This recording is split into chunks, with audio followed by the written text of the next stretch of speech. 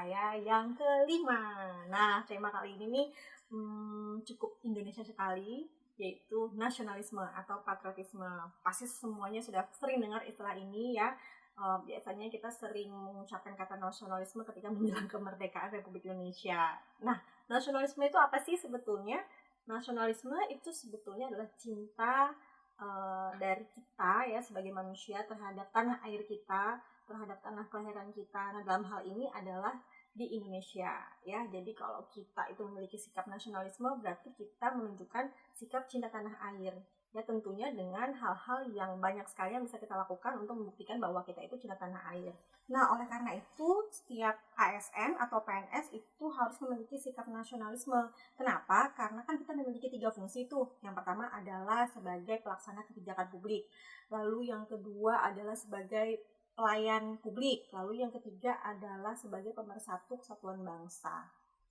Nah, dalam hal ini ASN itu akan mementingkan kepentingan publik daripada kepentingan pribadi. Makanya ya kalau kita sering melihat ada berita tentang korupsi atau fraud atau penyalahgunaan kekuasaan, kewenangan, nah itu seharusnya tidak terjadi seandainya ya jika orang tersebut memiliki sikap nasionalisme yang tinggi. Nah, kalau sebagai dosen nih ya, sebagai aparatur sipil negara, gimana sih cara kita untuk meningkatkan rasa nasionalisme? Lalu apa sih aktualisasinya begitu ya?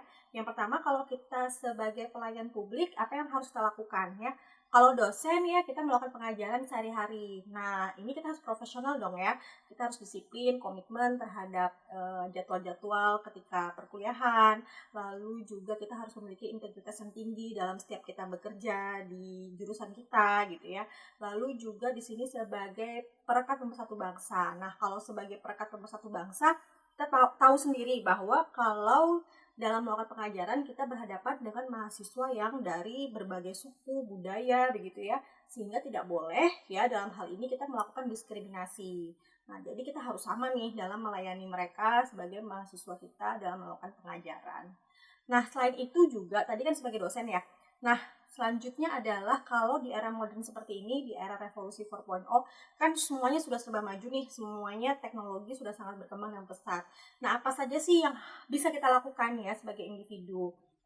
Yang pertama mungkin ya, karena kita tahu media sosial itu sangat berkembang dengan pesat, nah kita tuh bisa gitu ya menyebarkan berita-berita yang positif terkait bangsa Indonesia gitu ya. Jadi jangan tuh berita-berita yang negatif mulu gitu ya.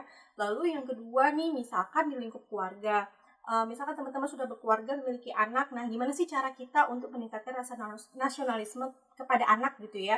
Nah mereka bisa nih kita pertontonkan ya tayangan-tayangan begitu tentang misalkan lagu-lagu daerah begitu ya, tentang budaya Indonesia itu seperti apa, sehingga anak melalui tayangan tersebut akan mampu mengenali bangsa Indonesia.